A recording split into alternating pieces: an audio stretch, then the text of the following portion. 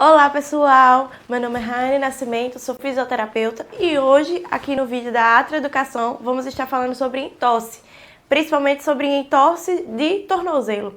Sabemos que é um dos cargos-chefes do fisioterapeuta na área de desportiva e traumato-ortopedia, então hoje a gente vai estar traçando sobre esse tema que é tão importante, né? Como nós fisioterapeutas vamos avaliar e como nós fisioterapeutas vamos traçar o protocolo de atendimento. Meu nome é Raiane e eu espero você aqui depois da vinheta. Pode rodar!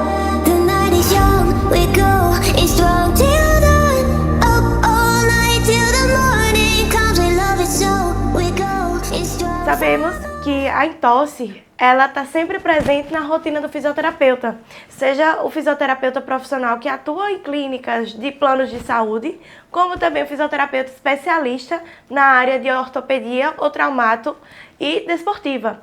E aí, qual é a conversa da gente hoje? É justamente, enquanto fisioterapeutas, sabermos identificar uma entorse e diferenciar uma lesão de entorse de uma lesão muscular ou de uma possível fratura. E além disso, saber avaliar minuciosamente aquele paciente, como por exemplo, como ele chegou ao nosso serviço, qual é o grau de dor dele, qual é o grau de entorse, será que ele realmente está com entorse, como é que a gente vai avaliar ele e principalmente como é que nós vamos fazer o protocolo de tratamento desse paciente. Então, o passo inicial é nós sabermos diferenciar qual é o grau daquela entorse. Sendo o grau 1, considerado o grau mais leve, o paciente ele vai chegar ao nosso serviço referenciando dor, referenciando presença de inchaço, ainda que seja de uma forma leve, porém não houve uma perda da funcionalidade e da mobilidade. Mas principalmente também não houve nenhum grau de ruptura ou uma ruptura inicial leve dos ligamentos do tornozelo.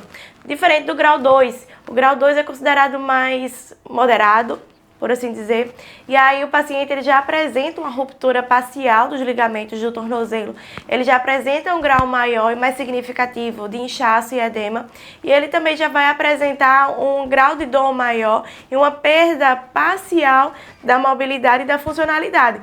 Já o grau 3 da entorse de tornozelo, o paciente ele chega no serviço da gente com a perda total de mobilidade e da funcionalidade do tornozelo. Ele também não vai apresentar, ele também vai referenciar muito dor, o grau de dor dele vai estar numa EVA, por exemplo, lá em cima. O paciente ele vai apresentar uma ruptura total dos ligamentos do tornozelo e é um paciente que vai chegar possivelmente ou na cadeira de roda ou utilizando outros dispositivos auxiliares da marcha. Então, inicialmente, a gente já vai começar a avaliar aquele paciente assim que ele chegar ao nosso serviço, avaliando como é que ele chegou, se chegou com o uso de algum dispositivo ou chegou caminhando normalmente. A partir disso, a gente já vai começar a mentalizar um protocolo de tratamento específico e minucioso.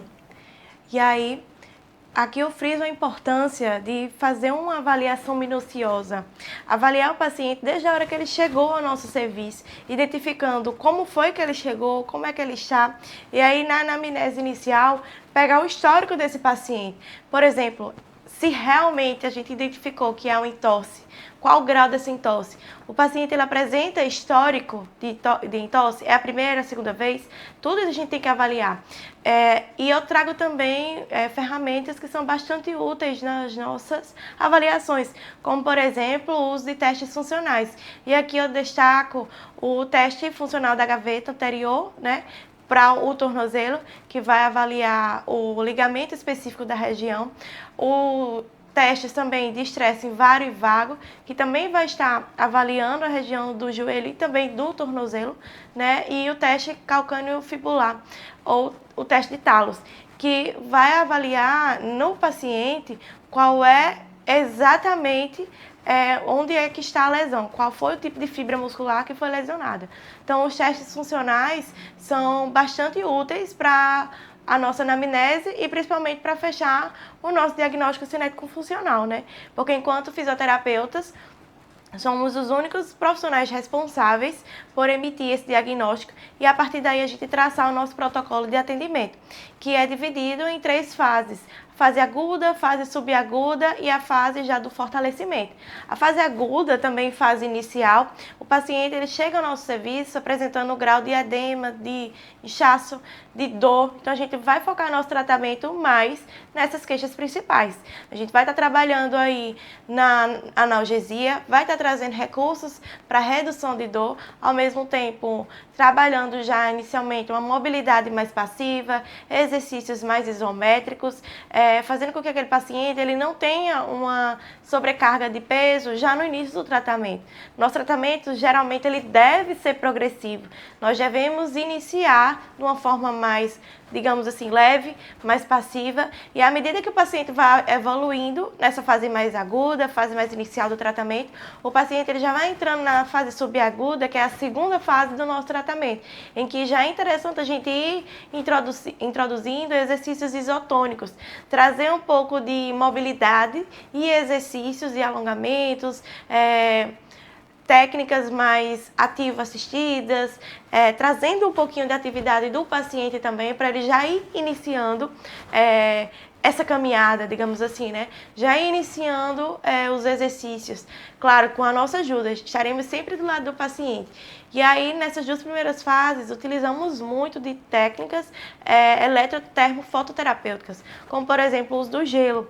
O gelo é indicado tanto no nosso tratamento, no consultório, como também uma orientação para o paciente estar utilizando em casa, né?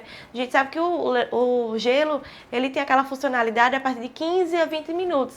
Então, a gente orientar que, principalmente nessa fase mais aguda, aquele paciente, ele utilize desse recurso por várias vezes, já que vai estar em casa, muito provavelmente vai estar de licença do trabalho ou das outras atividades.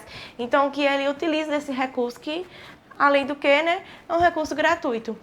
Além de estar trabalhando a analgesia, também vai estar ajudando aí nessa reabilitação do processo inflamatório. Entrando na fase subaguda, a gente também já pode estar passando orientação para o paciente para determinados exercícios eles fazerem em casa, como, por exemplo, a presença de exercícios isotônicos, mas também isométricos. O paciente, ele, dependendo da lesão, ele já consegue realizar. Então, é importante que a gente sempre trabalhe em cima da mobilização precoce, que o paciente ele não fique muito tempo sem exercício, que o paciente ele não fique muito tempo parado. Nós devemos sempre tocar nessa tecla. Nosso corpo não foi feito para ficar parado. Então, o paciente procurou nosso serviço, desde o primeiro dia a gente já deve passar exercícios e orientações para ele realizar em casa. Seja exercícios totalmente passivos, com a ajuda de uma outra pessoa, seja exercícios ativos assistidos. A gente precisa introduzir na rotina dele esses exercícios. E aí, o paciente apresentando melhoras, a gente entra na terceira fase, que é a fase de fortalecimento. É onde o paciente, numa hipótese diagnóstica, ele já consegue realizar os exercícios sozinho, o grau de dor dele já foi reduzido, o grau de edema dele também já foi reduzido, e ele já consegue apresentar uma funcionalidade maior daquela região acometida. Então, a partir daí, a gente já sai daquela atividade, daquele estado de passividade e atividade, e a gente entra num protocolo de funcionalidade, exercícios funcionais, exercícios de fortalecimento que aquele paciente ele consegue realizar até mesmo sozinho. É onde a gente entra com a descarga de peso, a gente começa a introduzir peso nos exercícios, aumentar o número de repetições, começar a trabalhar a resistência também, fazer com que aquele paciente ele tenha um retorno às suas atividades com uma melhoria e com bastante eficácia. E aí, a partir disso, a gente já deixa de lado um pouquinho os recursos eletrotermofototerápicos e a gente começa a trazer exercícios mais funcionais, até chegar à quarta e última fase da fisioterapia, que é a pliometria, né? A gente vai estar começando a trabalhar exercícios de impacto. O paciente, ele evoluindo nessas 3 fases e chegando na quarta, a gente sempre orientando o paciente a também fazer exercícios em casa, se necessário, a gente também utilizando em alguma sessão ou outra algum tipo de recurso eletrotermofototerápico, mas a gente sempre priorizando o estado de saúde daquele paciente. Como é que está a região acometida, como é que chegou, como é que está hoje, qual é o limite de atividade daquele paciente e qual é a sua função. Então é com base nisso que a gente tem que observar para já ir evoluindo. Chegando à quarta fase, que é da pliometria, né, o paciente começa a utilizar exercícios de impacto, ele já tem um indicativo de alta. Claro que cada caso é um caso, nós devemos observar isso sempre, nós devemos avaliar cada caso como um caso, ainda que a gente consiga atender vários pacientes com níveis diferentes de entorse, nós fisioterapeutas devemos e nós precisamos ter em mente que cada paciente é um paciente. Cada paciente tem um tempo de melhoria diferente um do outro. Cada paciente tem um tempo de resposta diferente. Então, nós devemos observar sempre isso e acabar não fazendo comparativos entre um paciente e outro, entre uma sessão e outra. E aqui eu trago como destaque esse recurso aqui, que ele é bastante utilizado, que é o laser. A laser terapia, ela é muito utilizada, ela é uma excelente aliada em paciente que tem entorse de tornozelo ou de joelho, porque o recurso infravermelho é o tipo de luz que vai ser utilizado, né? O tipo de laser que vai ser utilizado na lesão de um paciente que tem entorse. Ele vai estar ajudando aí nessa reabilitação, né? Na melhoria da fibra ligamentar e vai fazer com que essa recuperação ela ocorra no menor tempo. Estudos indicam que esse recurso ele é bastante eficaz na fase aguda e subaguda do tratamento. Porém, a depender de como esse paciente está, é um recurso que podemos utilizar durante todo o nosso protocolo. Então, aqui eu deixo essa sugestão com base na clínica e na ciência, que é um recurso que é bastante utilizado e que, de fato, apresenta uma melhoria significativa. Diferente de alguns outros recursos que apresentam um tempo de resposta determinado, de até 2 horas, por exemplo, 4 horas, esse equipamento aqui, ele possui um tempo de resposta progressivo, ou seja, vai lhe ajudar junto com o seu paciente, apresentar uma progressão, né? Apresentar uma resposta positiva ao tratamento. Então, é um recurso eletrotermofototerápico que é bastante utilizado, o laser. E lembrando sempre, gente, que associado a recursos eletrotermofototerápicos também temos o uso de bandagens e de órtese, que são bastante utilizados principalmente na fase mais inicial do tratamento, né, que é a fase aguda e subaguda. Então, que vocês não deixem de explorar esses recursos, que eles também são bastante eficazes, segundo o que a literatura e as evidências científicas nos indicam. Mas aqui eu trago em destaque que você, enquanto fisioterapeuta, precisa sempre alertar seu paciente em relação à necessidade de um protocolo eficaz, com base na literatura e com base nas evidências científicas. Temos bastante desinformações por aí, então é bastante agradável que nós, com base no nosso protocolo, sempre estejamos atualizados e tendo como base o que a literatura nos indica.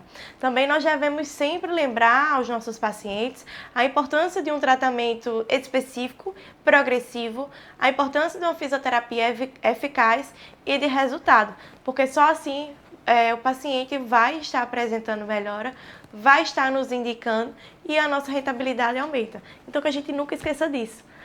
Obrigada! Então hoje nós aprendemos um pouco mais sobre entorse de joelho e tornozelo, mais especificamente de tornozelo e principalmente qual a importância da fisioterapia, né? De uma avaliação bem feita, de uma anamnese minuciosa, de um protocolo de tratamento mais preciso, individual e específico. Aqui eu lembro a vocês que a entorse ela possui 3 graus de acometimento. E saber identificar quais são esses graus que o paciente vai estar apresentando, como é que a gente tem que avaliar e como é que o nosso protocolo de tratamento vai ser feito é imprescindível para que o nosso tratamento ele seja um tratamento positivo e efetivo. Obrigada por nos acompanhar até aqui. Por isso, como presente para você, nós deixamos aqui um e-book gratuito. Basta clicar no link que está na descrição para você acompanhar mais desse assunto. E não esquece de se inscrever no nosso canal da Atria Educação e de nos seguir nas redes sociais. Vejo vocês em breve.